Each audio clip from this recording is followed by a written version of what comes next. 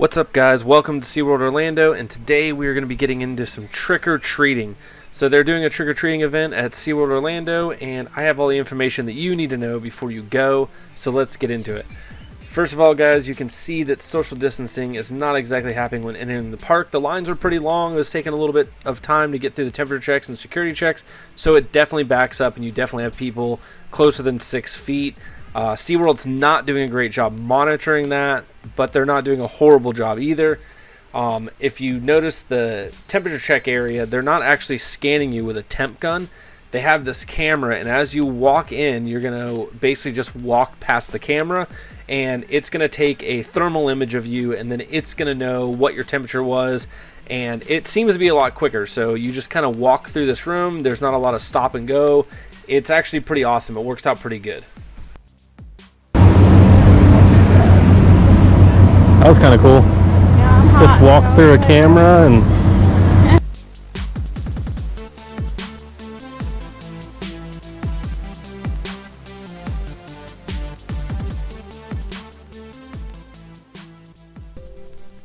Alright, guys, so as we make our way to security, you'll see they have hand sanitizing stations along the way and social distancing markers on the ground, and they also kind of divide you up into different lanes so people don't get backed up there. It works okay. Something different to note, and I'm not sure why this happened, but as we made it to the security, normally I would take off my backpack and have all my camera gear and everything in there, but they sent me through the metal detector with my backpack on. I know it must have set the metal detector off because I have all kinds of metal gear with me all the time. And right after that, normally I would have to set my bag on the table and they would go through it, normal security protocols, and none of that happened. They sent me right past it, told me to have a great day, which I thought was a little bit weird that they didn't check my bags at all, but I don't know, maybe it's something new they're doing. Guys, as we enter the park, you're going to notice there's not a ton of signage in there for the Halloween event. There's also not a ton of decorations. This has kind of been the ongoing thing for all the parks. They really haven't gone all out like they normally do. So it's a little disappointing not to see those Halloween decorations up. Now, as we make it towards customer service, like we're heading towards Manta, you're going to see a little gift shop on your right-hand side. And at the front of that gift shop, they're actually selling the bags for the Halloween event. Yeah, I did say selling. We'll get into that in just a second. Alright, guys, so in the past, this event has been free. In other words, as long as you had a ticket, you could go and enjoy this event. At this point, they're actually going to charge you for a bag, and that will allow you to do the event. We did ask if you could bring your own bag and not pay the fee, and they're not allowing that. You actually have to buy one of their bags, and each person that wants to participate has to buy a bag. So it is a little bit different this year. Now, the bags are only $2.49, and you do get your annual pass discount with them, so it's still a pretty good deal. I mean, for under $3, you're going to get to do the event, and there's a lot of candy stops, so it is pretty good. One more thing to add, guys, they are doing the craft beer festival all the way through November 1st for this, and they have a lot of good food and drink options, over 100 craft brews and all kinds of unique flavored foods. You can check out all of the craft brews and all the menu items right on their website. Guys, remember, this event is included with your normal park ticket, and if you're an annual pass holder, they're giving free samples away. I believe it's 3 free samples of your choosing. All you have to do is try to figure out which 3 items you want. If you look at this list, I mean, look at the list of options they have. These are all the different locations. Some of these locations have food and drinks, and some of them just have drinks, but that's a lot of locations. So, and like I said, it is included in your actual ticket, so go over and check it out. It's a pretty cool event, and it is happening through November 1st, and the food and drinks are awesome, and they also have mixed drinks if you're not into that craft beer. Alright, guys, it is time to get into that trick-or-treating. As you can see, the trail for trick-or-treating is very well marked here.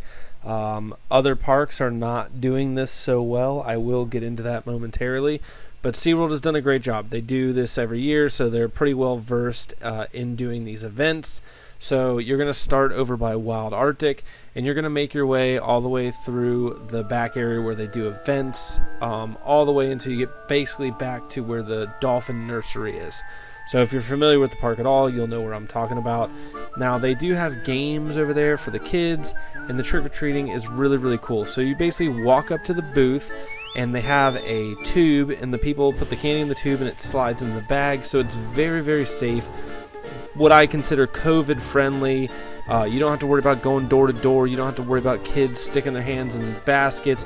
You can go enjoy some awesome drinks and food at the Craft Brew Festival, go on some rides, take your kids trick-or-treating, all in a safe environment. I think SeaWorld did a fantastic job on this.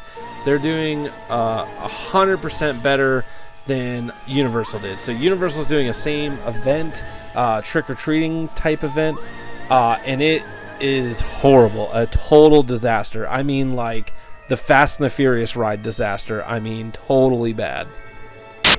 So what makes the SeaWorld event so much better than the event that Universal's doing? Well, let's get into it, and this will help you decide where you actually want to go. So SeaWorld is actually allowing the children to dress up in full Halloween costumes, including the mask. So as you can see from Ethan wearing his mask, he had his alien hood mask up. At Universal, we went to customer service and showed them a picture of his Halloween costume and asked if that was going to be okay. We were told yes, it would be okay, but upon arriving there, we were told no mask whatsoever, no matter the child's age, would be accepted. Now, I find this pretty funny because if you go through the gift shops at Universal, you'll find that they actually sell full face masks. You can literally buy them in the park, but you can't wear them. And they require you to wear, like, a COVID mask, but you can't wear a mask for the Halloween costume. It just doesn't make any sense to me. So that was one thing that I really did not like about Universal.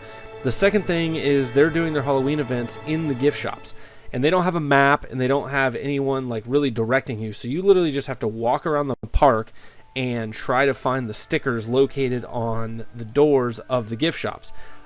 It's not the easiest thing in the world, and if you don't know how many gift shops you're trying to find, you can definitely miss some, and it's pretty well unorganized. Like, it's definitely not as good as this. This is like, hey, everything's in this area, come here, go to all the booths. It's really, really fantastic. SeaWorld did a really amazing job for this. Thank you, SeaWorld.